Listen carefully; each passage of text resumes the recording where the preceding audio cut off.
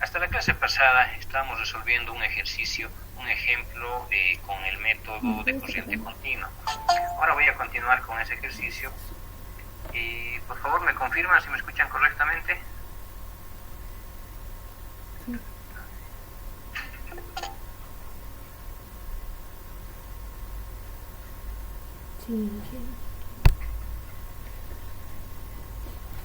Sí, correcto. No me tiran lo que nos deja.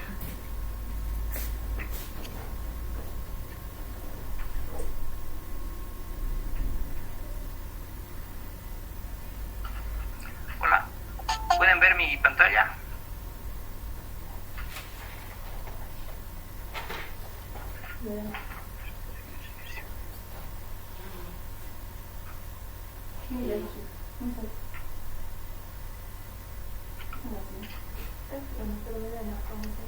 Qué bonito. Este sería como que me gustaría.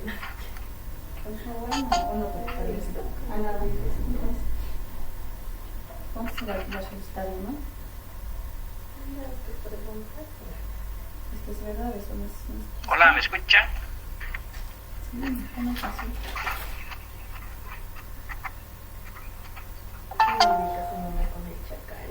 Sí, Inge.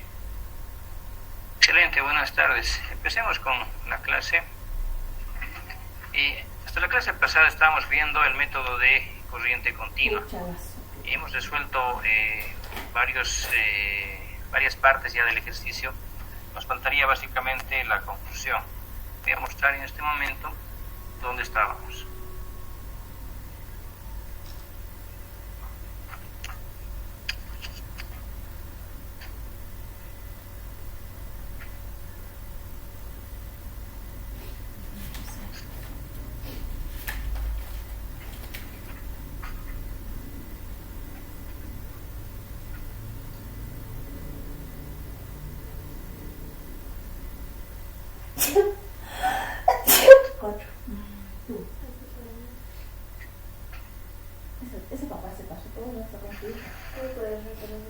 Ese es el ejemplo que estábamos resolviendo. El ejemplo consiste en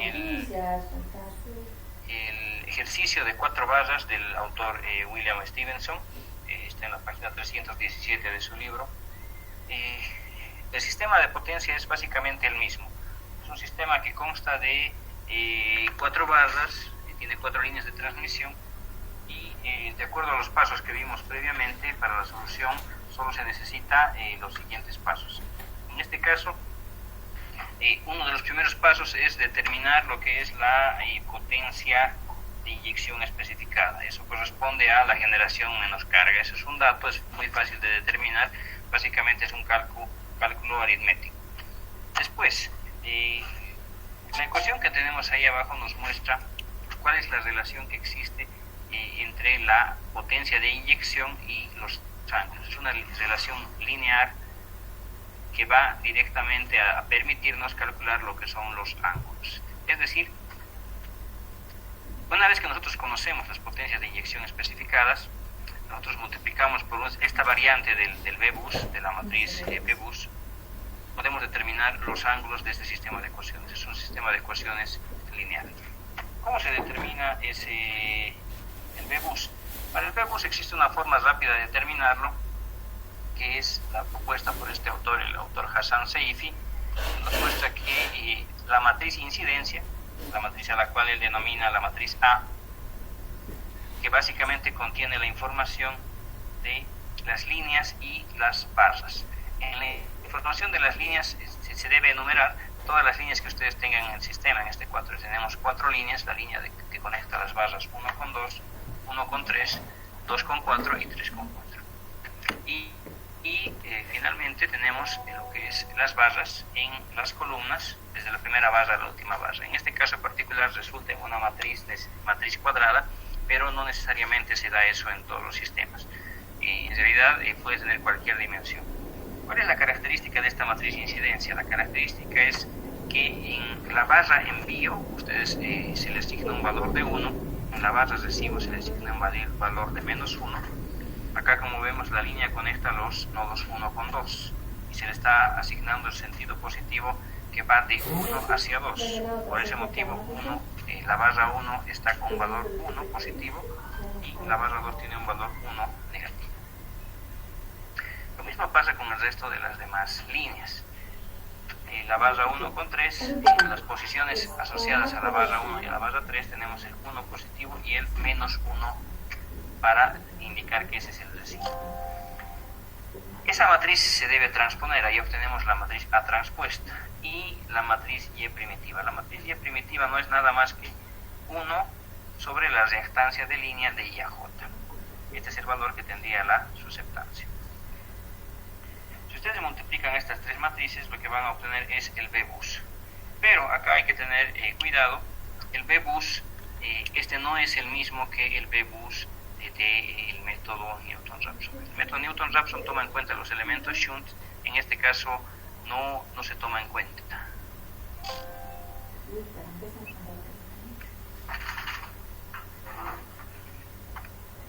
En este caso no es necesario o no se debe tomar en cuenta los elementos shunt. Es decir, no se toma en cuenta las susceptancias de línea, no se toma en cuenta las susceptancias de transformador, tampoco se toman en cuenta las susceptancias asociadas a capacitores y reactores del sistema. Es decir, este método solo nos permite calcular el flujo de potencia activa. Ustedes tienen allí en la parte inferior, ese es el B-bus calculado con las ecuaciones descritas previamente. Ese es el B-bus en corriente continua. Después, para determinar los ángulos, armamos este sistema. Acá tenemos las potencias de inyección en la parte izquierda y la matriz correspondería al B-bus. Acá lo que se debe notar es que para la barra 1 no se tiene con lo que es el dato de la potencia especificada. ¿Por qué motivo? Porque nosotros no conocemos lo que es la contribución del generador de la barra slack. Esta sería la barra 1, 2, la barra 3 y la barra 4, cada una de las barras. Para poder eliminar ese problema, lo que se debe hacer es eliminar fila-columna, las filas y las columnas asociadas a la barra slack. En este caso, la barra 1 corresponde a la barra slack y lo que nos quedaría es el sistema de ecuaciones que se muestra en la parte inferior. En este sistema de ecuaciones tendríamos, este sistema, mejor dicho, tiene la estructura de un sistema que ustedes ya conocen bastante bien, que es en este caso B igual a A por X, un sistema lineal donde X es el vector desconocido. Resolviendo este sistema de ecuaciones obtenemos los valores en radianes que se describen en ese vector. Si nosotros queremos convertir eso a grados, tenemos el vector de la parte inferior. Ahora, lo que nos queda es determinar los flujos de potencia. ¿Cómo determino los flujos de potencia con este método?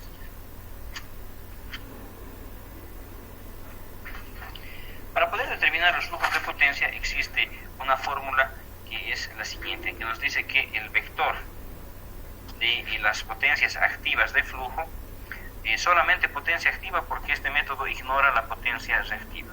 Esto es igual a menos la matriz Y primitiva multiplicada por el vector, por la matriz de incidencia A, y esto multiplicado por el vector de ángulos.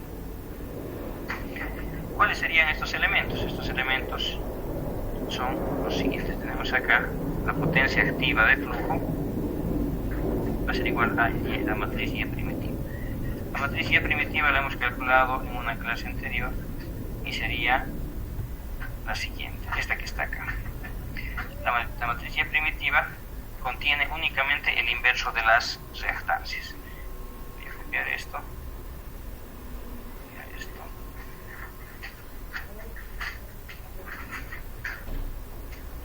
¿Puedes regalar hoja amarilla, Mónica? Entonces tendríamos que, para calcular los flujos necesitamos esta matriz, la matriz Y primitiva, multiplicada por la matriz A, la matriz de incidencia, que es esta. Voy a copiar este valor.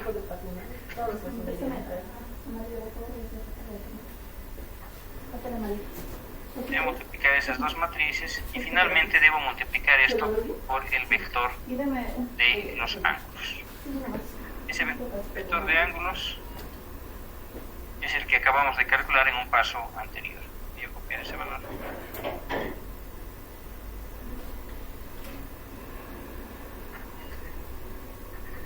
Y tendríamos estos valores.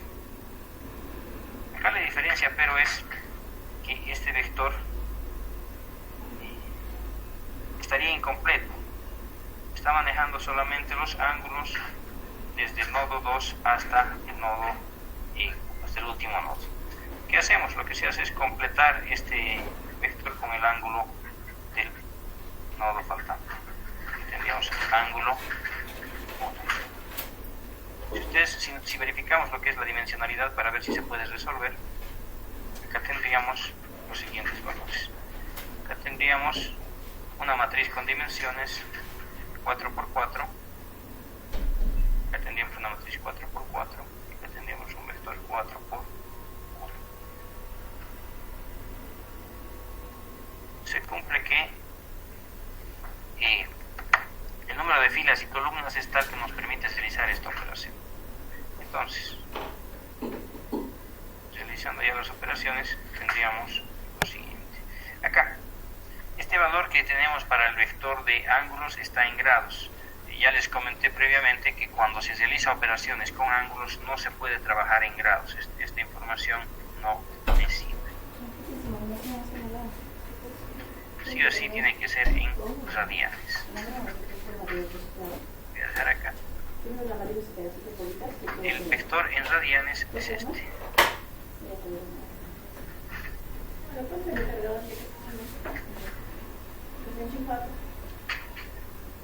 La matriz de incidencia es esta misma.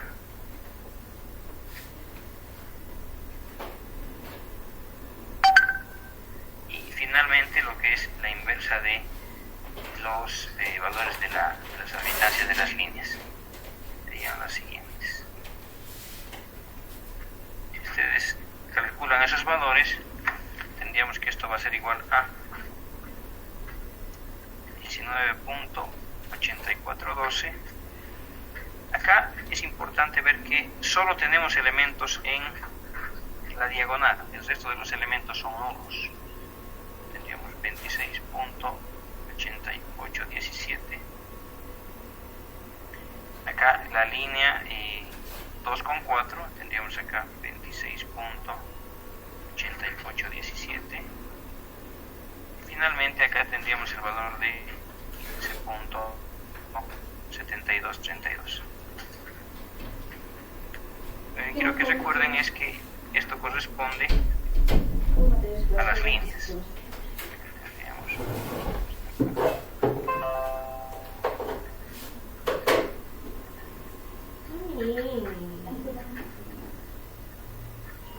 Estas líneas son las que están siendo analizadas. Entonces aquí tenemos esta acá. Entonces los flujos de potencia se pueden calcular con esta multiplicación de dos matrices por un vector.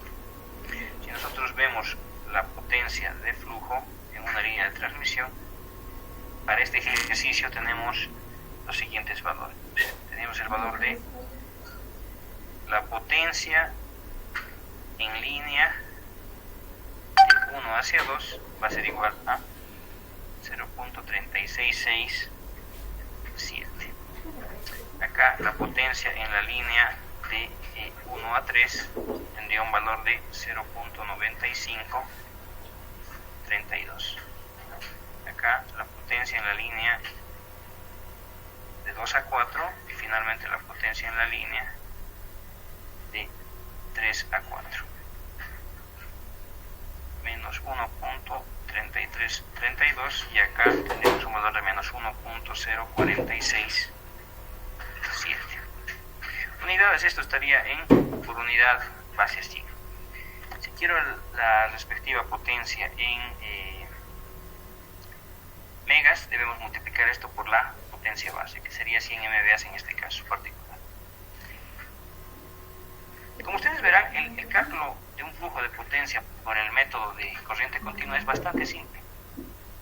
Con esto, con dos multiplicaciones, tenemos el resultado. Este sería los flujos de potencia y con esta ecuación obtenemos lo que son los ángulos. Ahora, ¿cuál es la importancia de este método? Este método, al ser un sistema de ecuaciones lineal, tiene la ventaja de que converge siempre. Es decir, obtenemos una respuesta aproximada, pero nunca tenemos el problema de la no convergencia. Dicho de otra forma, al tener un método que siempre converge, podemos estar seguros de realizar varias medidas, varias tareas repetitivas con este método, con la garantía de que no va a fallar. Evidentemente, el valor que tenemos es un valor aproximado. Ahora, ¿cuán aproximado? ¿Cuán lejos está de la respuesta? Veamos acá. Les voy a mostrar el ejercicio completo resuelto por el método Newton-Raphson. Los flujos de potencia en las líneas son estos. Acá tendríamos, estos son los flujos. Voy a hacer una copia acá.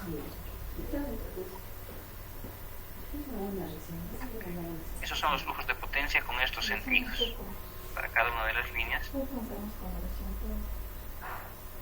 Este es el flujo de I a J. ¿Cuál sería el flujo de J a I?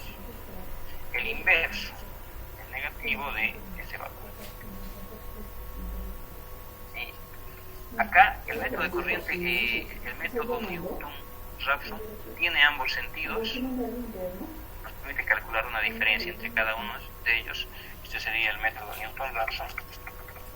Sin embargo, el método DC, el método de corriente continua, tiene un solo valor. ¿Qué valores son esos? En el primero dijimos que era 0.3667. El segundo tiene un valor de 0.9532. Menos 1.33. 32 y finalmente menos 1.0. Lo que quiero hacer es mostrarles el error que tiene este método, el método de corriente continua, para ver si realmente vale la pena.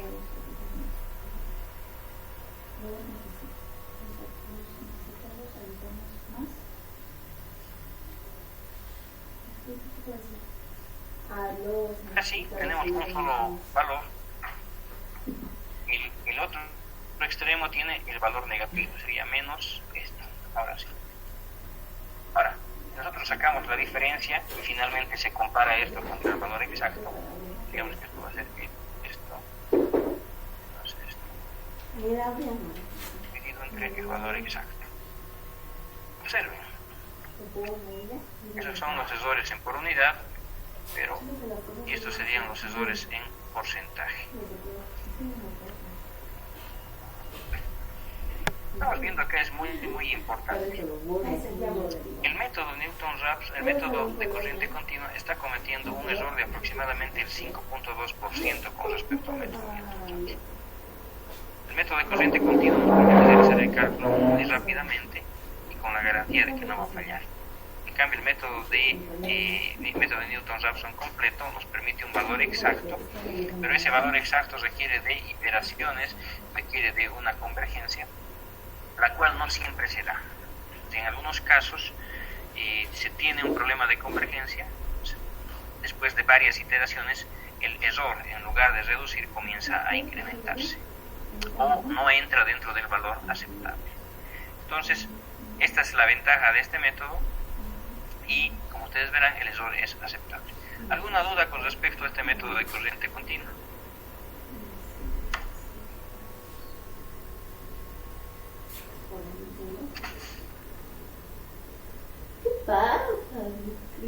Perfecto. Y en su práctica hay un ejercicio de este método, entonces ahí van a poder revisarlo con más detalle y en caso de que tuvieran alguna duda en una clase posterior, podemos tratarlo con más detalle. Ahora, lo que quiero tratar es las causas de la no convergencia y comenzar ya a resolver un ejercicio, un examen pasado. Primero veamos lo que es la convergencia.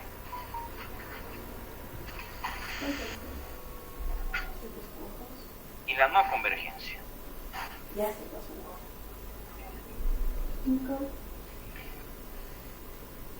¿Qué es lo que significa cuando nosotros obtenemos lo que es la convergencia? Desde un punto de vista físico, desde un punto de vista matemático. Nosotros tenemos un sistema eléctrico de potencia cualquiera. Y a este sistema eléctrico de potencia nosotros le conectamos una determinada carga. Tenemos un nivel de carga en cada uno de los nodos. ¿No te puedo preguntar? Para poder atender a este nivel de carga, nosotros lo que hacemos es, se conecta un determinado nivel de generación a este sistema. Acá, es obvio que si nosotros tenemos 1000 megas de carga, tendríamos, en todo caso, siempre se debe realizar el siguiente balance. La generación debe ser igual a la demanda más las pérdidas. En todo caso, en cualquier caso que ustedes estén analizando, siempre se debe tener este balance. Ahora, si nosotros tenemos, por ejemplo, 500 megas de carga o 1000 megas de carga, 1500 megas de carga, ¿cuánto de generación deberíamos tener? Mientras ustedes no realicen el cálculo de un flujo de carga, el valor de generación lo pueden estimar de forma aproximada. ¿A qué me refiero con eso? Acá tendríamos un 5 a un 10% de pérdidas. Obviamente un sistema no debería tener un 10% de pérdidas. Sin embargo, cuando el sistema está muy cerca a los puntos de colapso o cuando el sistema está en una situación de operación crítica, las pérdidas se incrementan. Por ese motivo es que normalmente ustedes van a encontrar pérdidas entre el 5 y el 10%. 5 para un sistema que está operando en condición normal, 10% para un sistema que estaría operando en condición de falla o próximo al colapso. De esa forma ustedes pueden obtener el valor estimado de las pérdidas. Eso significa que las pérdidas estarían rondando, para este caso, entre 75 a 150 megas. Con lo cual tenemos que la generación tendría un valor de 1650 megavatios aproximadamente. Ustedes siempre van a realizar este balance. Si la generación disponible es, por ejemplo, 1000 megas, ya sabemos que ese sistema no va a funcionar. Pero ¿cuál es la razón por la cual no funciona? En este caso estaría fallando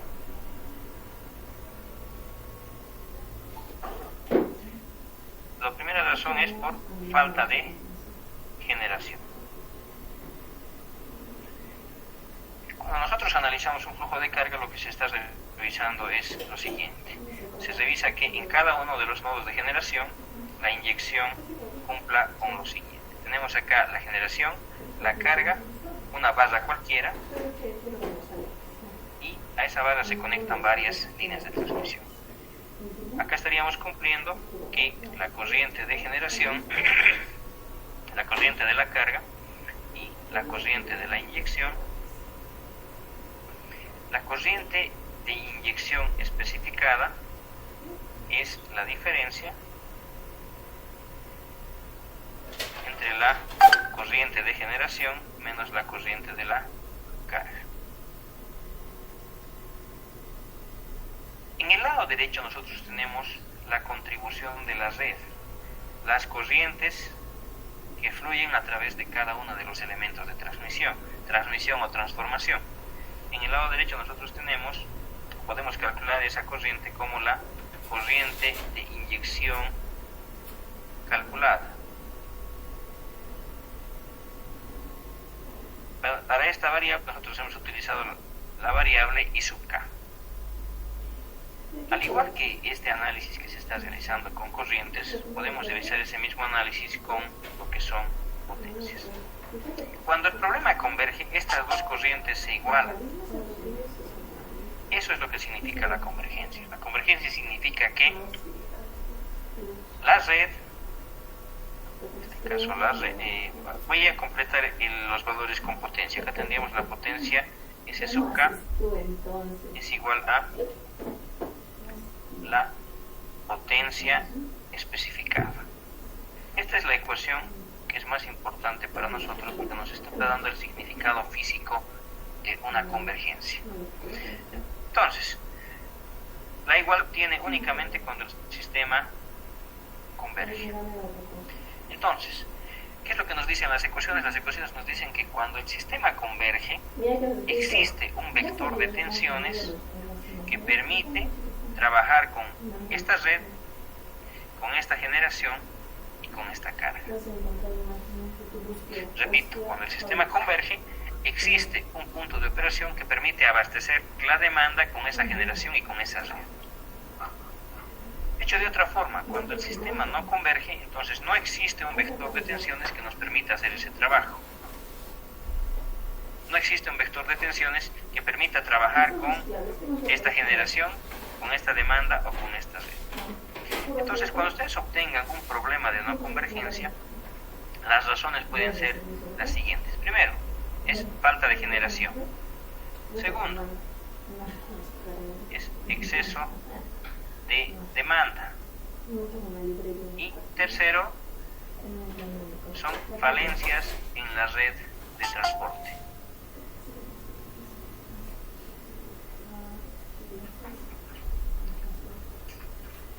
Esto les está dando una guía de qué es lo que tienen que hacer para poder determinar o para poder encontrar la causa de una no convergencia. Cuando un sistema converge nos da información útil, nos dice que el sistema funciona.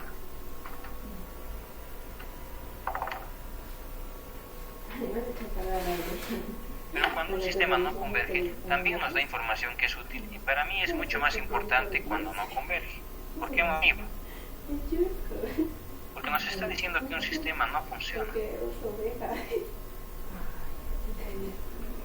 Eso significa que existe una falencia en la red de transmisión, existe una falencia en la generación o existe una falencia en la demanda. ¿Cuál de estos dos es más importante? ¿Un sistema que funciona o un sistema que no funciona? Un sistema que no funciona nos está identificando un posible punto de colapso de nuestra red de transmisión. Y ese punto de colapso de nuestra red de transmisión nosotros debemos detectar, estudiar y corregir. Entonces, la convergencia nos da información útil, pero la no convergencia nos está dando información que es mucho más útil aún. Nos dice que existe una condición riesgosa que podría llevar nuestro sistema a un colapso. Y la razón de ser de nuestros estudios es determinar ese tipo de condiciones operativas.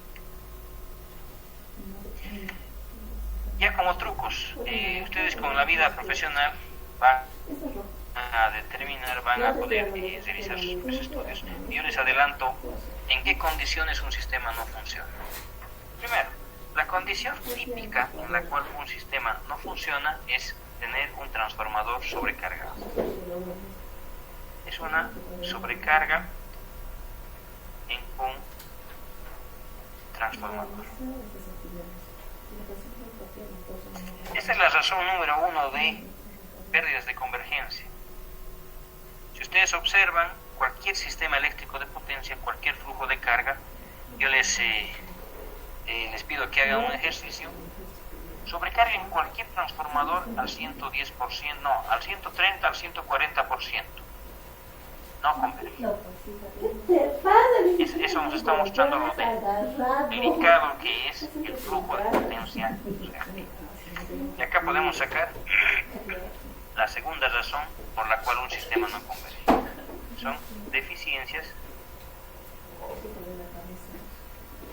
en potencia reactiva. Es decir, un sistema eléctrico de potencia siempre debe tener un margen de potencia reactiva. No podemos trabajar cerca del límite en lo que es potencia reactiva, porque un déficit de potencia reactiva nos lleva al colapso de un sistema eléctrico de potencia. ¿Cómo me doy cuenta si hay un problema de potencia reactiva? Básicamente es con las tensiones. Si en algún lugar ustedes tienen tensiones que estén fuera del rango 1.05 por unidad hasta 0,95, por decirles, exagerando un poco, una tensión de 0,6, una tensión de 0,7. Esas son tensiones que nos están mostrando una seria deficiencia de potencia reactiva. Si ustedes aumentan la carga en ese nodo, aunque sea con un valor pequeño, ese sistema ya no converge. Y después, la otra razón sería el tema de la generación. En algún caso, ustedes observan la potencia del generador slack. Si la potencia del generador slack es muy alta, es otra razón de no convergencia. Entonces, acá debemos déficit de generación. Esto es fácil de identificarlo, ¿no? Si ustedes suman lo que es la carga, después del flujo de carga, y ven la generación. Ahora, yo les hago una pregunta. Si tengo un sistema que no converge, ¿cómo puedo ayudarme para determinar la razón de la no convergencia? Les digo esto porque no es fácil agarrar la práctica de cómo detectar estas condiciones de operación. En realidad, yo recuerdo un trabajo que teníamos que entregar en 2015 y no encontrábamos la razón de la no convergencia. Comenzamos a revisar y se debe a la razón número 1, sobrecarga en un transformador. El transformador de Chimoré de Eltec realizó un traslado de demanda en media tensión y estaba sobrecargando el transformador de Chimoré, lo cual llevaba a una no convergencia. Desde un punto de vista de estudio eléctrico, el programa, el simulador nos dice que no converge, pero lo que debemos entender es cuál es el significado físico. El significado físico es que ese sistema no va a poder abastecer a esa demanda. Es un transformador que es muy pequeño para esa demanda. Las pérdidas llegan a ser mucho mayores que la carga en ese tipo de condiciones de operación. Bueno, con esto habríamos concluido lo que es la parte, el capítulo de flujos de carga. ¿Qué es lo que hemos hecho? Lo que hemos hecho es revisar el método de flujos de carga de forma genérica. Acá lo que deben recordar es cuáles son las primeras tareas que se realizan. Nosotros tenemos el sistema eléctrico de potencia. ¿Qué es lo que necesitamos de ese sistema eléctrico de potencia? Necesitamos determinar lo que es un estado de operación.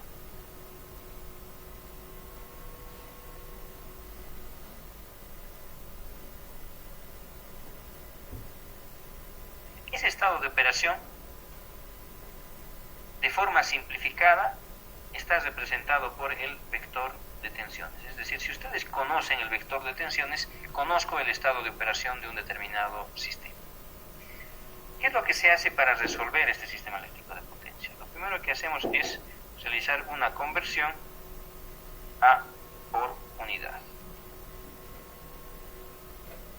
Al realizar esta conversión, podemos nosotros resolver esto por el método monofásico. Ya tenemos una solución monofásica. Esta solución monofásica, ¿y cómo está representada? Hemos hecho las ecuaciones. Tenemos una primera que es las corrientes de inyección son iguales a la sumatoria de YKM por B sub M, la primera forma del problema. La segunda es las potencias de S sub K. Esto es igual a la tensión conjugada por B sub K conjugada por la sumatoria de YKM por B sub M. La otra forma es el vector de corrientes es igual al Y bus por B. Y finalmente otra de las formas es B sub K es igual a una sumatoria y Q sub K es igual a otra sumatoria. Entonces, el sistema eléctrico de potencia que nosotros estamos resolviendo por el método monofásico, lo podemos resolver por estos métodos. Esta es la cara que tiene nuestro problema desde un punto de vista matemático. Es un sistema de ecuaciones no lineal. ¿Qué hacemos para resolver esto? Para resolver esto básicamente tenemos dos métodos. Acá tendríamos el método de Gauss-Seidel y tendríamos el método de Newton Newton-Raphson.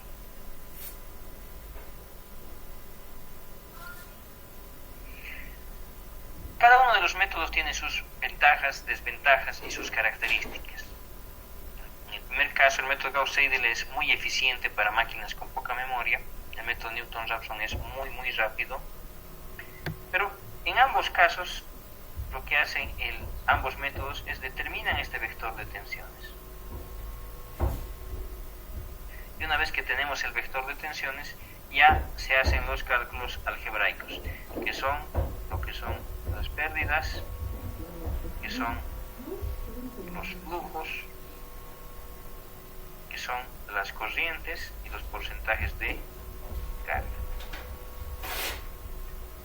Básicamente lo que hemos visto en este capítulo es lo que se muestra en la pizarra. Es algo muy simple. El contenido que hemos visto es el que está resumido en la pizarra.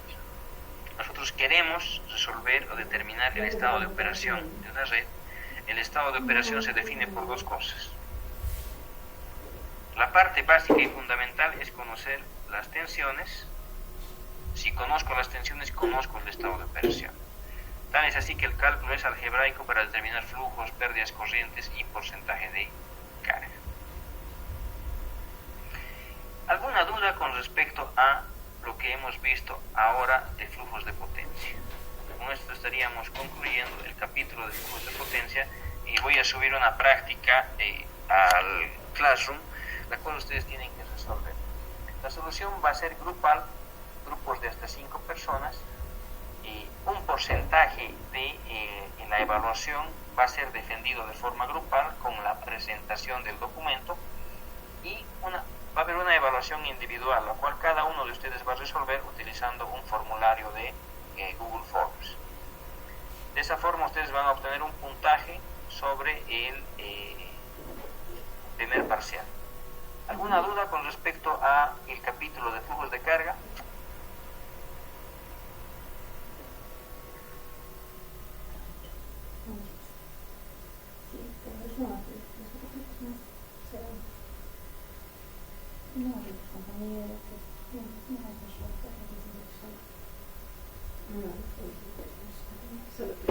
Perfecto, si no tienen dudas, entonces vamos a pasar ahora a ver exámenes pasados.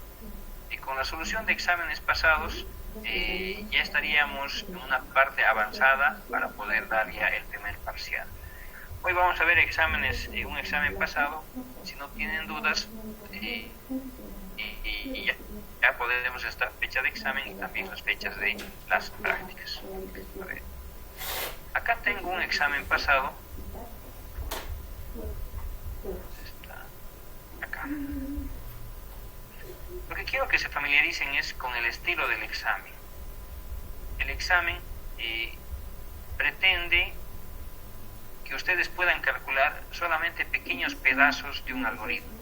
O sea, intentar realizar una solución completa por medio del método de Gauss-Seidel, de Newton-Raphson, de corriente continua, no es práctico para el periodo de un examen.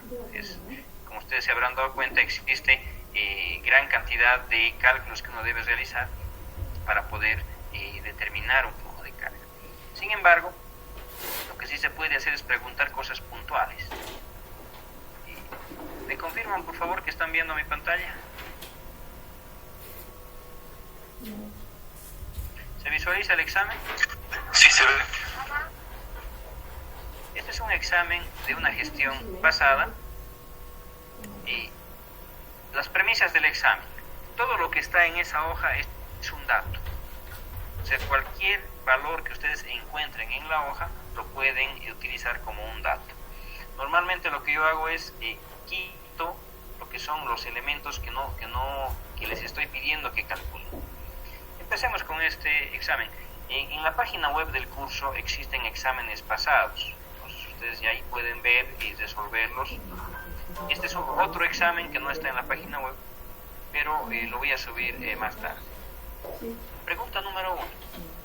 A ver, pregunta número 1 por 5 puntos. Explique cuál es la relación que existe entre la ecuación matricial de admitancias de nodo y la ecuación número 2.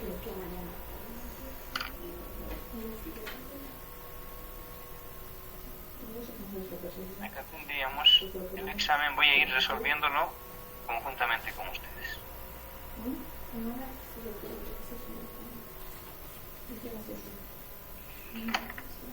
¿Cuál es la ecuación matricial de admitancias de nodo? La ecuación matricial de admitancias de nodo es la siguiente. Ustedes tienen acá una ecuación que nos dice que las corrientes de inyección son iguales al IEBUS multiplicado por el vector de tensiones.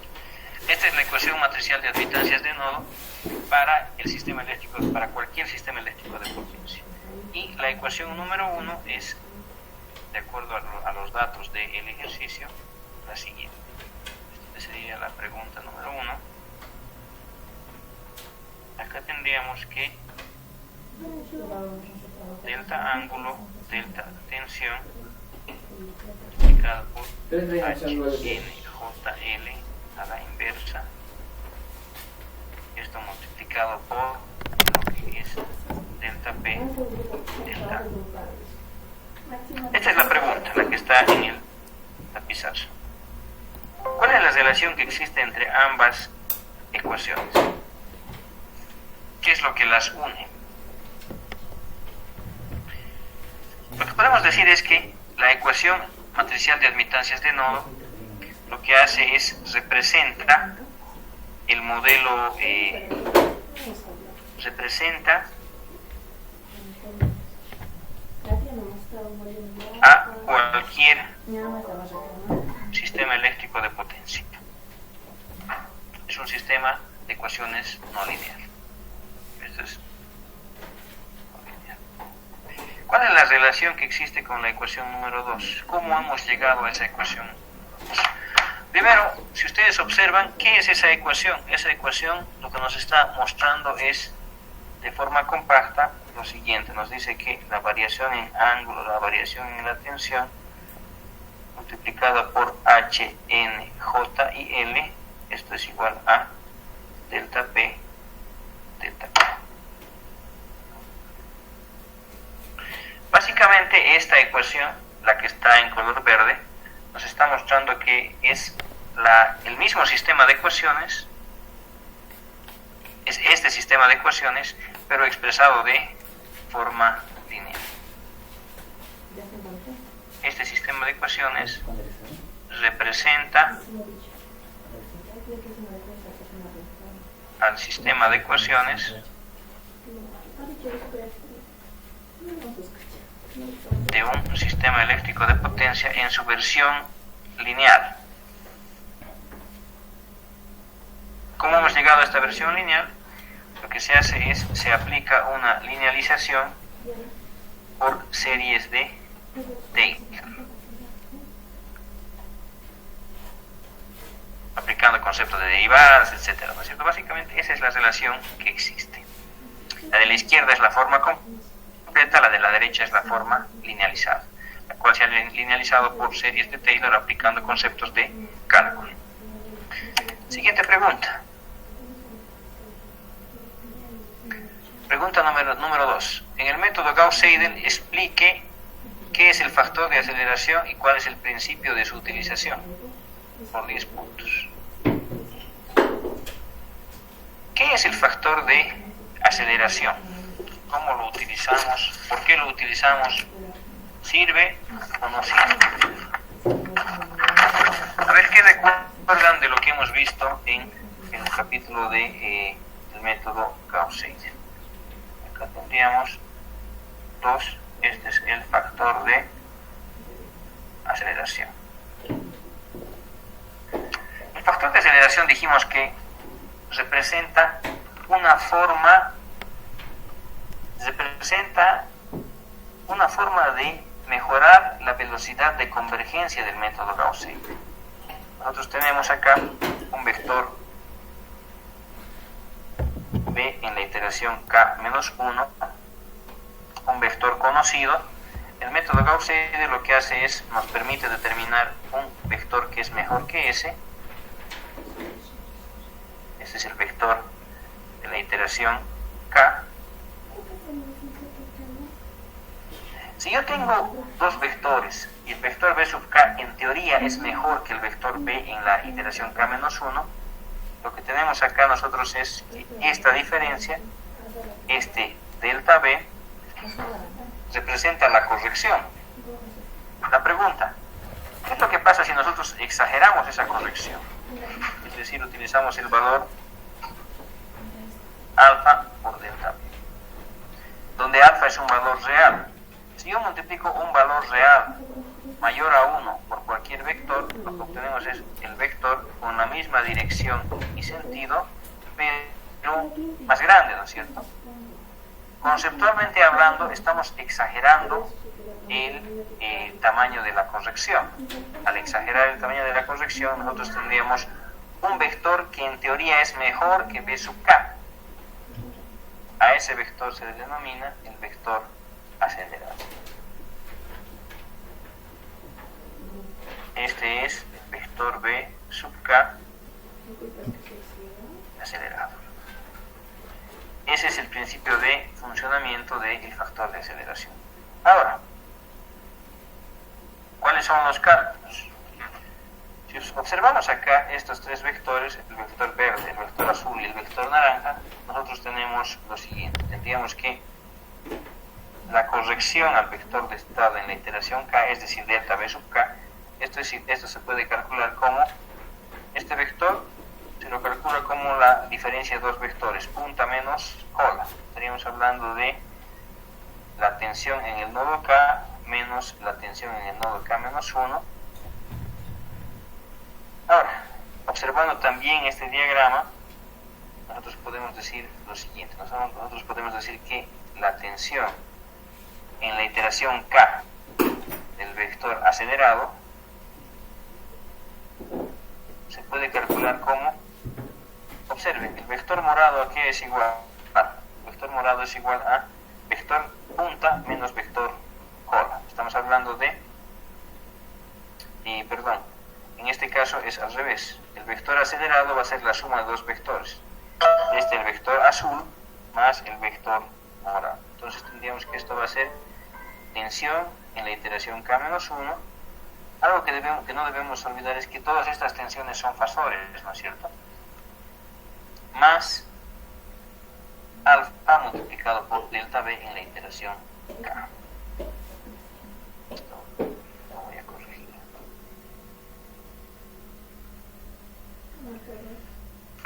Si nosotros despejamos lo que es, mejor dicho, reemplazamos la corrección a la tensión en la ecuación número 2, nosotros tendríamos que el vector acelerado en la iteración K va a ser igual a la tensión en la iteración anterior más alfa multiplicado por la diferencia de tensiones de la iteración actual menos la iteración anterior. Si nosotros factorizamos esta ecuación, tenemos que la tensión acelerada en la iteración K va a ser igual a 1 menos alfa multiplicado por la tensión en la iteración anterior más alfa en la iteración actual. Y esta es la ecuación que nos permite obtener un valor acelerado. ¿Cuál es el concepto de la aceleración? Es exagerar o agrandar la corrección. ¿Cómo estamos realizando esa corrección? Acá. Repito nuevamente, el concepto básicamente es exagerar o agrandar la corrección. Por eso funciona. Después, con eso tendríamos otra pregunta concluida. Tendríamos ya 15 puntos. Tercera pregunta. Pregunta 3. Describa de forma literal cuál es el sistema de ecuaciones que se debe resolver para el sistema de ecuaciones mostrado a continuación. Acá tenemos el sistema eléctrico de potencia que ustedes quieren resolver. Acá está incompleto. Ah, no. En la pregunta no está claro, ¿no?, si es el método Gauss-Seidel o el Newton-Raphson. Hagamos para el método Gauss-Seidel. Digamos acá, pregunta número 3.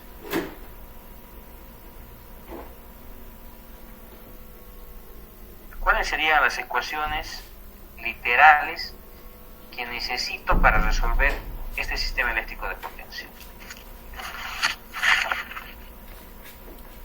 Veamos. El sistema eléctrico de potencia que nosotros queremos resolver tiene la siguiente estructura. Acá tenemos un generador, barra, carga y listo. Este sería nuestro sistema eléctrico de potencia, el cual queremos resolver. Desde un punto de vista literal, ¿cuáles serían las ecuaciones con las cuales podríamos resolver esto por el método Gauss-Seidel? La numeración de barras, eso es importante porque todas nuestras ecuaciones van a estar basadas en esa numeración. Tenemos acá la barra 1, barra 2, barra 3 y la barra 4. Lo que se debe hacer es adoptar a una de las barras como la barra slack, cualquiera. Pero como ustedes están observando en la figura, solamente las barras 1 y 3 tienen generador, entonces solamente estas pueden ser generadores PV, barras PV. El resto de los nodos son nodos PQ, son nodos de carga. Ahora, estamos obligados a seleccionar a uno de los generadores para que este generador se convierta en el nodo de referencia del resto del sistema. Se puede hacer para el nodo 1, para el nodo 3, cualquiera, ustedes escogen. Pero existen recomendaciones. ¿Cuáles son las recomendaciones? Utilizar a un generador grande en el área, ¿cierto? Primera recomendación. Segunda recomendación es escoger el generador slack en un área alejada a la zona de estudio. Si estoy estudiando La Paz, el generador puede estar en Cochabamba o Santa Cruz y viceversa, ¿no es cierto? En este caso yo voy a asumir que la barra 1 es el generador slack. Es decir, convertimos a uno de los nodos PD en nodo slack. Ahora, ¿cuáles son las ecuaciones que nosotros necesitamos para resolver esto desde el punto de vista de el método Gauss-Seidel? La parte complicada, la parte simple es que la potencia de inyección especificada en el nodo K es igual a la potencia compleja en el nodo, la potencia de generación en el nodo K menos la potencia compleja de carga. Debemos realizar este análisis para cada uno de los nodos. Existen valores que no se van a poder calcular, especialmente en los nodos PV, pues no se va a poder calcular la parte reactiva, y en el nodo slack no vamos a poder calcular ni la parte activa ni la parte reactiva. Después, en el algoritmo nos muestra varios pasos, pero el que contiene ecuaciones básicamente es el punto número 8. Punto número 8 que nos dice que se debe realizar un barrido para todos los nodos. Acá tenemos el nodo 1. Primero, ¿qué información tenemos del nodo 1? Lo primero que es el tipo de nodo. Recuerden, todas nuestras ecuaciones están basadas en los tipos de nodo. El nodo 1 es un nodo slack. ¿Qué es lo que nos dicen las ecuaciones para el nodo slack? Lo que nos dicen las ecuaciones es que la tensión en este nodo, en el nodo 1, es un dato. No necesito realizar ningún cálculo. Por lo tanto, eso se queda así, como un dato. Pasamos al siguiente nodo. Tenemos acá el nodo 2. ¿Qué tipo de nodo es el nodo 2? Observando acá, el nodo 2 es un nodo PQ. Y debemos aplicar las ecuaciones asociadas a un nodo PQ. ¿Qué es lo que me dice el método Gauss-Seidel para esto? Lo que nos dice es lo siguiente. Existe una fórmula que es que la tensión, voy a colocar esa fórmula acá abajo,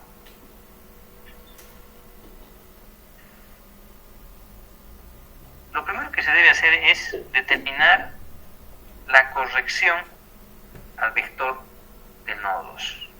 Es decir, necesito calcular la tensión del nodo 2 en la iteración actual. ¿Cómo se calcula esto? Tenemos una fórmula que es 1 sobre y doble k multiplicado por la potencia de inyección especificada en el nodo k.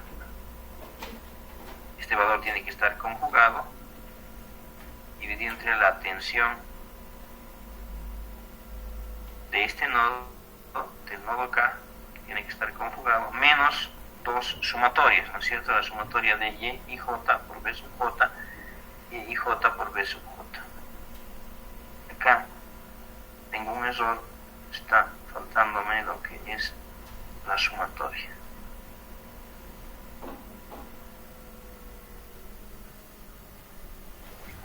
Acá en la primera sumatoria tenemos que j va desde 1 hasta i menos 1 y acá j va desde i más 1 hasta n, y esto se cierra. Esta ecuación, para que esté correcta, acá voy a cambiar los subíndices para que esté todo correcto. Esta es la tensión del nodo I, la admitancia y doble I. Ahora sí. Entonces, con esta ecuación tendríamos que hacer el cálculo. Esta es la parte de las ecuaciones. Para el nodo 2, ¿cuál sería la tensión? ¿Cómo puedo calcular la tensión del nodo 2? Entonces, acá tenemos que la tensión del nodo 2 en la iteración k, esto va a ser igual a 1 sobre y22 multiplicado por, acá tendríamos la potencia de inyección especificada en el nodo 2 conjugada, dividida entre la tensión del nodo 2 conjugada, menos esas dos sumatorias. ¿Cómo se arman esas dos sumatorias? Tendríamos una forma rápida, es multiplican la fila 2 del y-bus. ¿Qué elementos tiene la fila 2 del y-bus? El elemento y21, el elemento y22, el elemento y23, el elemento y24. ¿Por qué hasta el elemento y24? Porque nuestro sistema tiene 4 nodos. Multiplicamos eso por la tensión 1, tensión 2, tensión 3, tensión 4. Y esto tiene que estar como resta. Acá lo que debemos recordar es que no existe el elemento donde i es igual a j, esto es 0. Los elementos que están a la izquierda se utilizan para la iteración k, a la izquierda del 0 corresponden a la iteración k, los que están a la derecha del 0 corresponden a la iteración k menos 1. Entonces con esa ecuación podemos estimar la tensión B sub 2. Después, ¿qué es lo que se debe hacer? La aceleración. El vector B sub 2 acelerado se calcula, ustedes recuerdan esta ecuación,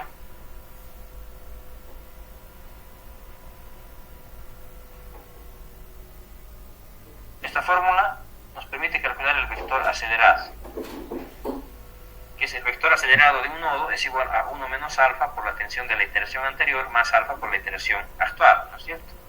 Entonces, aplicando esa fórmula, lo que voy a hacer es acá, la tensión acelerada en el nodo 2 va a ser igual a 1 menos alfa por la tensión del nodo 2 en la iteración anterior, k menos 1, más alfa por la tensión del nodo 2 en la iteración actual. ¿Qué tensión? ¿Qué nodo 2? ¿Qué tensión del nodo 2? Esta que acabamos de calcular se la utiliza acá. El vector de la iteración anterior es este. Entonces, ese valor es conocido. A dado, puede ser un valor que varía entre 1 a 1.6 normalmente, y dependiendo de qué autor ustedes vean, tienen una recomendación u otra. Después, ¿cuál sería la siguiente cálculo? Como ustedes verán, para nodos PQ, basta con estas dos ecuaciones, no necesito hacer más nada en nodos PQ. Con eso se terminaría el nodo 2. Pasemos al nodo 3. ¿Qué es lo que se tiene que hacer en el nodo 3? ¿Cuál es el nodo 3? Acá tenemos barra 1, barra 2, barra 3. Si ustedes observan, la barra 3 es un nodo PB. Como es un nodo PB, debo realizar varias correcciones a este nodo. ¿Qué correcciones? Las voy a mostrar a continuación. El nodo 3 es un nodo PB y de acuerdo al algoritmo del método Gauss-Seidel debemos realizar 4 correcciones. ¿Qué correcciones? La primera de ellas es una estimación de Q. ¿Cómo estimamos Q? Q en el nodo nodo I, Q de inyección en el nodo I para la iteración K se puede calcular como menos la parte imaginaria de B sub I conjugado multiplicado por la sumatoria de Y y J por B sub J.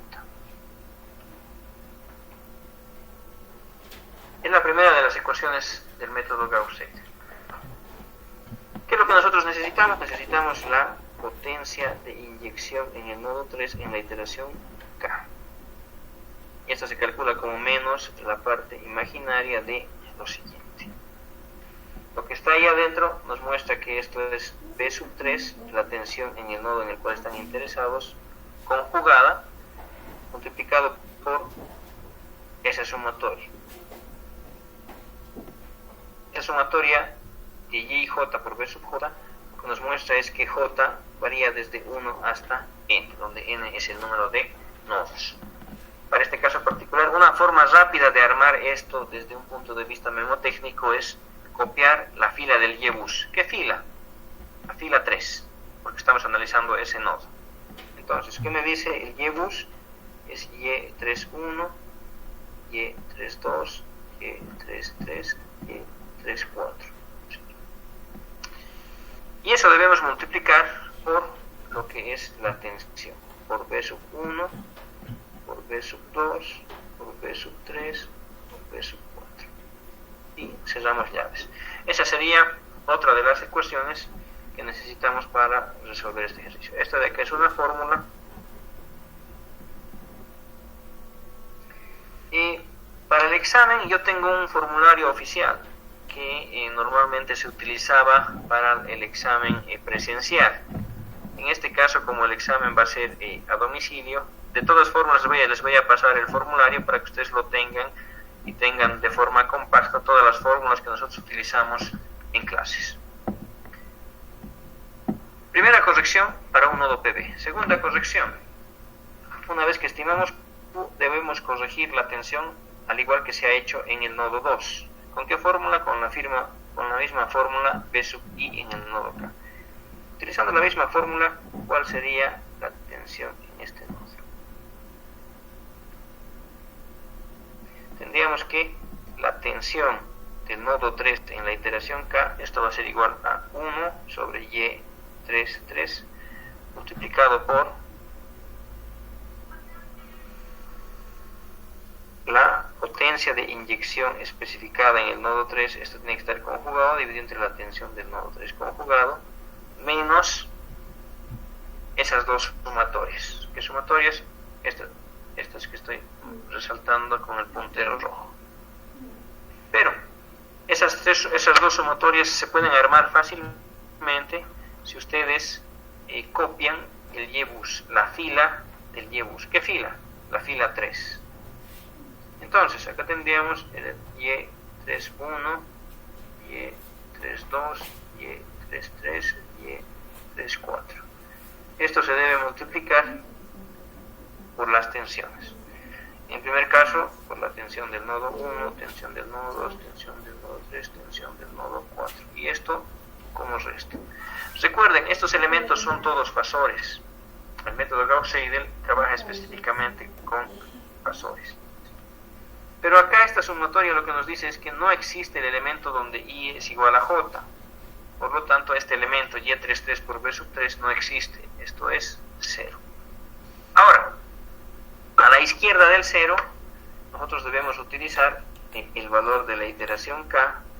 A la derecha del 0 se debe utilizar el valor de la iteración anterior, iteración K. Segunda corrección concluida. La siguiente corrección es la aceleración. Para la aceleración hay que utilizar la misma fórmula que hemos utilizado para el nodo anterior. Acá tendríamos que la tensión del nodo 3 acelerada va a ser igual a 1 menos alfa multiplicado por la tensión del nodo 3 en la iteración anterior más alfa b sub 3 en la iteración actual. Con eso tendríamos la tensión acelerada. Ahora, como este es un nodo PV, es necesario realizar una corrección adicional. ¿Qué corrección? Es la fórmula que nos dice lo siguiente. Nos dice que la tensión del nodo I corregida, esta corrección aplica únicamente a nodos PV, que es la magnitud de la tensión del nodo I especificada, es decir, el valor deseado, el valor que ustedes tienen como dato, dividido entre la tensión del nodo I acelerado, pero acá solamente utilizamos la magnitud multiplicado por el vector B sub I acelerado. Esa fórmula nos permite calcular la cuarta corrección en nodos PV. Entonces tendríamos acá que la tensión en el nodo 3 corregida va a ser igual a la tensión del nodo 3 especificada, solamente la magnitud, dividido entre la magnitud de la tensión del nodo 3 acelerado, por el vector la tensión del nodo 3 también acelerado. Con eso habríamos concluido las 4 ecuaciones de corrección para el nodo 3. Vamos al nodo 4. Acá tendríamos para el nodo 4. El nodo 4 corresponde a un tipo de nodo PQ. Como ustedes observarán, acá el nodo 2 es un nodo PQ, y para el nodo 2 aplica básicamente dos correcciones. La primera es la corrección de la tensión y la segunda es la aceleración. Entonces, como ya tenemos la fórmula en la página anterior, yo no lo voy a poner, simplemente voy a colocar la corrección. La tensión en la iteración K, la tensión del nodo 4 en la iteración K se puede calcular como 1Y44 multiplicado por la potencia de inyección especificada en el nodo 4 conjugada dividida entre la tensión del nodo 4 conjugada menos las dos sumatorias. Esas dos sumatorias se pueden armar de una manera sencilla utilizando la regla memotécnica de que debemos utilizar ahí toda la fila del Y-bus. ¿Qué fila? La fila 4. Nos dice la fila del Y-bus, la fila 4, Y41, Y42, Y43 y Y44. Cerramos esto. Cada una debe estar multiplicada por las tensiones B sub 1, B sub 2, B sub 3. En esas sumatorias nosotros ya sabemos que el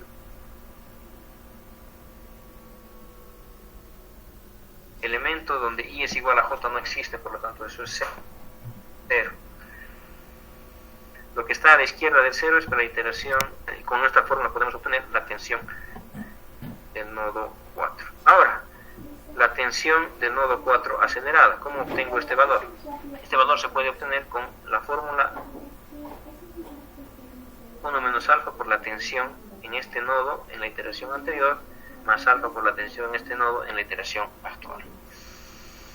Este proceso se debe realizar de forma iterativa, es decir, del nodo 1 hasta el último nodo del sistema. En este caso nuestro sistema tiene 4 noditos, este sería el último nodo. Finalmente se debe verificar lo que es la convergencia. ¿Cómo verificamos la convergencia? Lo que se debe verificar es que el error máximo sea menor o igual que el error máximo admisible, que es epsilon. ¿Cómo se calcula esto? Se calcula como el valor máximo de las magnitudes, la tensión del nodo K menos la tensión anterior, esto en magnitud, y eso debe ser menor o igual que epsilon. Este ciclo de ecuaciones se realiza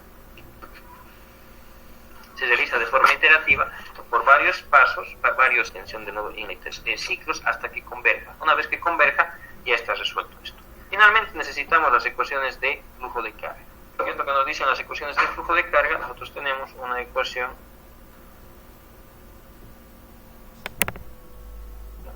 flujos de carga.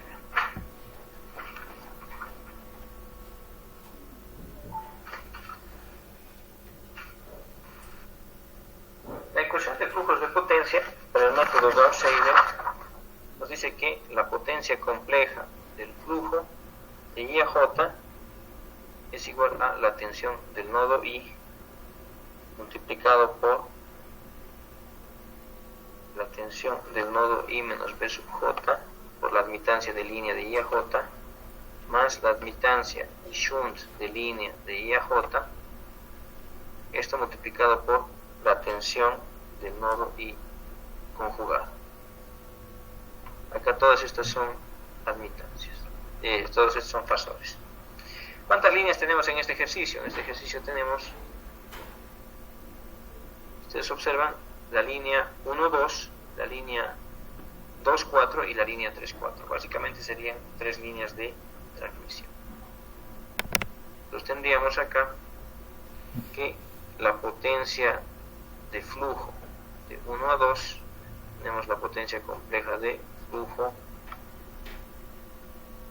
de 2 a 4 y la potencia compleja de flujo de 3 a 4.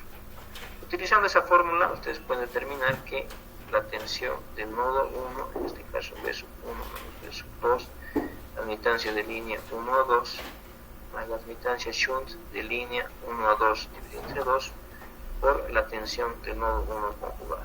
Siguiendo esta misma lógica, se debe armar las ecuaciones para las otras dos ramas. Acá se obtienen los flujos de I a J, pero también debemos obtener los flujos de J a I. Entonces, utilizando esta misma fórmula, tendríamos que obtener los otros valores, los cuales ya ustedes los pueden determinar, ¿no es cierto? Acá me estaría faltando lo que es la potencia, voy a hacer esto con otro color porque son del otro extremo, la potencia compleja del flujo de 2 a 1, la potencia compleja del flujo de 4 a 2 y finalmente potencia compleja del flujo de 4 a 3. Utilizando la misma fórmula podemos determinar cada uno de los flujos en las ramas, solo necesitan cambiar los subíndices. Estas serían las ecuaciones básicas y fundamentales para determinar, para resolver este sistema eléctrico de potencia. Como ustedes ven ahí, son unas cuantas fórmulas las que nos permiten resolver este sistema eléctrico de potencia de 4 barras. Desde un punto de vista literal, con estas ecuaciones bastan para resolver el sistema, para determinar el vector de tensiones y los flujos de carga. Dependiendo de la pregunta, necesitaríamos utilizar las corrientes, calcular las corrientes, los porcentajes de utilización, pero si se les pide el vector de tensiones y los flujos, con esto es suficiente. Tendríamos concluida esta pregunta del examen. Y aquí tendríamos hasta la pregunta número 3, 25 puntos. Estaríamos casi cerca de 5-1. Pregunta número 4. En el método Newton-Raphson, explique cuáles son las similitudes y las diferencias entre las versiones rectangular, polar e híbrido. Esto es interesante. Nosotros tenemos el método Newton-Raphson híbrido, rectangular y polar, ¿no es cierto? Acá esta es la pregunta número 4. Tendríamos el método Newton-Raphson y tiene 3 versiones. Tenemos el Newton-Raphson rectangular, el Newton-Raphson polar, tenemos el Newton-Raphson híbrido. ¿Cuáles serían las diferencias y las similitudes? Entre estos 3 métodos, básicamente los 3 trabajan con el método Newton-Raphson, el método matemático Newton-Raphson, pero utilizan variables diferentes. El método Newton-Raphson, nuestro sistema eléctrico de potencia, el problema que nosotros tenemos, que es las corrientes de inyección, es igual al Y-bus por el vector de tensiones, requiere de 2 grupos de información para trabajar. El primer grupo de información es la admitancia de I a J, es decir, los elementos del Y-bus, y requiere del vector de tensiones. Con estos dos grupos de información podemos realizar todos los cálculos, pero estos dos grupos de información son números complejos. El método Newton-Raphson no trabaja con números complejos. El método Newton-Raphson lo que hace es trabaja con una versión real del problema. Esa versión real lo que nos obliga es a eliminar intencionalmente el operador complejo J. Nosotros hemos eliminado ese operador. Ya se ha hecho eso en una versión, en una clase anterior, las ecuaciones, y acá tenemos dos opciones. Las dos opciones que tenemos es para la admitancia. Podemos trabajar con la admitancia de I a J en forma rectangular, eso significa conductancia más J susceptancia, parte real y parte imaginaria. Y la admitancia también se puede trabajar en forma polar. Estamos hablando de una magnitud y I a J como magnitud con un cierto ángulo de I a J. Lo mismo se puede hacer con lo que es el vector de tensiones. El vector de tensiones se puede manejar de dos formas. Una tensión, un fasor, se puede manejar como magnitud, parte real y parte imaginaria, y también se puede manejar como magnitud con un cierto ángulo. Entonces esas dos variantes que nosotros tenemos se reflejan en los métodos de Newton-Raphson. ¿Cómo se reflejaría? En el primer caso, el caso es rectangular, utiliza las dos versiones, utiliza la versión del Yebus expresado en forma rectangular, también para el vector de tensiones. Estaríamos utilizando la versión, el método Newton-Raphson polar utiliza al Yebus y al vector de tensiones en forma rectangular. El método polar hace algo similar. Utiliza al Yebus polar y al vector de tensiones también en formato polar. Y finalmente el método híbrido lo que hace es aprovecha lo mejor de cada uno de los métodos. Para la parte de la admitancia toma en cuenta la parte la parte rectangular, y para las tensiones utiliza la parte polar. Tendríamos esto. Esas serían las características de los tres métodos Newton-Raphson. Ambos tienen, en lo que es el jacobiano, ambos tienen un error controlado por lo que son las inyecciones. Pero la diferencia fundamental es la que se está viendo en pantalla. Con eso tendríamos esto también resuelto. 5 puntos, tendríamos ya 30 puntos, se estaría muy próximo al valor necesitado. Pregunta número 5. La pregunta número 5 tiene varios incisos, inciso A hasta el inciso E. Voy a subir a la página del curso este examen resuelto a colores para que se pueda visualizar de mejor forma lo que es los valores que están. Observen acá por favor en el jacobiano, acá tengo dos valores que están en blanco. Entonces eso es lo que hago. Pueden utilizar cualquier valor que esté en la hoja, excepto, van a haber valores que están en blanco que no los van a poder utilizar, por lo tanto esos valores los van a tener que calcular. Inciso A. Calcular los elementos H11, J21 y J22 del jacobiano. ¿Cómo calculo esos valores? Para el jacobiano, ustedes recuerden lo siguiente. A ver, la pregunta sería, la pregunta 5. Me está pidiendo calcular el elemento H11, J21 y J22. ¿Qué información tengo como dato? ¿Qué información necesito para calcular estos elementos? Necesito el elemento H11, J21 y J22. Antes de que continúe, ¿alguna duda con respecto a la forma en la cual se encara el examen?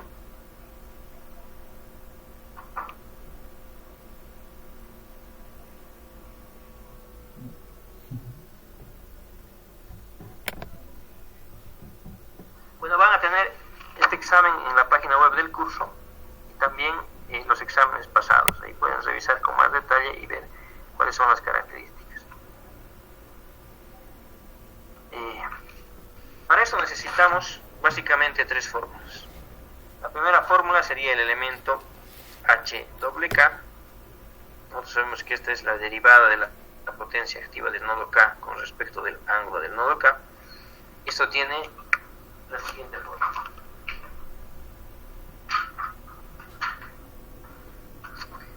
Nosotros sabemos que el elemento HK es menos Q sub K menos la tensión del nodo K al cuadrado por la susceptancia del nodo K.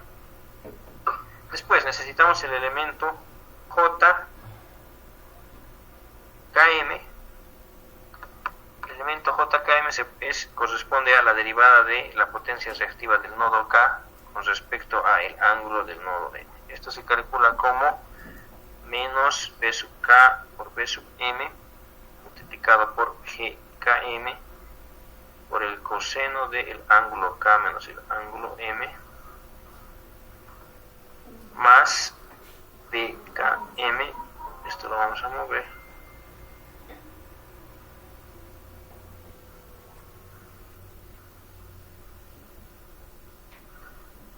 multiplicado por el seno del ángulo K menos el ángulo M. Y finalmente necesitamos el elemento JK, que lo pueden calcular como la derivada de Q sub K con respecto del ángulo sub K. Esto es igual a la potencia activa de inyección del nodo K menos la tensión del nodo K al cuadrado por GK. Con esas tres fórmulas podemos determinar los elementos que están ahí. Un tema de tiempo, voy a dejar el ejercicio de la solución acá, pero con esto estaríamos concluyendo todo lo que es el contenido de avance de materia para el primer parcial. Entonces estaríamos listos para dar lo que es el examen. El examen va a estar conformado por dos partes, una parte que es un trabajo práctico y la otra que es el examen convencional. Se les va a hacer una pregunta y van a tener 3 horas para resolver el examen. Tomen en cuenta que el tema de los formularios es tienen una fecha, una hora de cierre. Una vez que llega la hora de cierre no se aceptan más respuestas. Entonces es la única precaución que deben tomar ustedes en cuenta al respecto de eso. Estoy terminando de elaborar lo que es la práctica. Esa práctica va a tener puntaje, la voy a publicar hoy en la noche o mañana por la mañana. Y repito, son trabajos que los pueden resolver de forma grupal, pero la defensa va a ser individual. O sea, la presentación del trabajo tiene un porcentaje que se evalúa en grupo y un porcentaje que se evalúa de forma individual con un formulario en la plataforma de Classroom. ¿Tuvieran alguna duda con respecto al avance de materia o respecto a los exámenes? Y yo creo que podemos ya fijar la fecha, por favor, del examen. Inge, una consulta. ¿Sí? Eso del formulario del Classroom, ¿nos podría dar una breve explicación de cómo es? ¿O es como selección múltiple o cómo es, no? Son preguntas y respuestas, pero en este caso ustedes tienen que dar un valor. Por ejemplo, acá, en el caso anterior, estos cálculos que son literales, le pueden sacar una foto y subir esa foto al Classroom. Acepta subir archivos, entonces yo tengo su respuesta. Donde tienen ustedes que presentar un valor, un cálculo, como en este caso, como en los casos anteriores que hemos visto, si hubiera algún valor que tienen que calcular, el valor lo pueden cargar al formulario. Entonces es un formulario que acepta, es flexible, acepta imágenes, acepta ustedes pueden realizar los cálculos auxiliares con una hoja y colocar solamente el valor. Si gustan pueden enviar su examen escaneado o una fotografía para si tuvieran alguna para ganar algo de puntaje adicional. Vamos a hacer dos pruebas, una prueba que es el formulario para la práctica y otra es el examen propiamente. Pero yo quisiera ya ir definiendo la fecha. La fecha Si no me equivoco, la fecha límite era hoy día para subir, pero he estado averiguando, creo que va a haber algo de tolerancia para ver subir las notas al sistema de la universidad, pero ya convendría que fijemos la fecha con ustedes. ¿Les parece? ¿En una semana? Dos. El 23 de junio, San Juan. Uy, no. Les voy a arruinar su San Juan, mejor no esa fecha. Despuésito, pues sí. El 25. 27.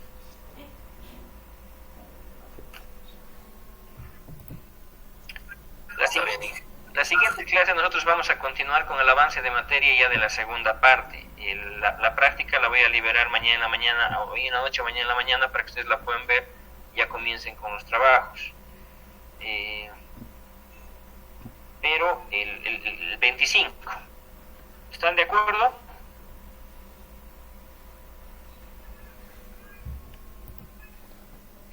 ¿Alguien en contra? Perfecto, entonces quedaremos en la fecha del 25 de junio como la fecha de examen. Como se van a tener 2 semanas para estudiar y practicar. Bueno, si no hay dudas, quedamos acá, continuamos mañana. Muchas gracias por su atención, hasta la clase de mañana. Hasta luego.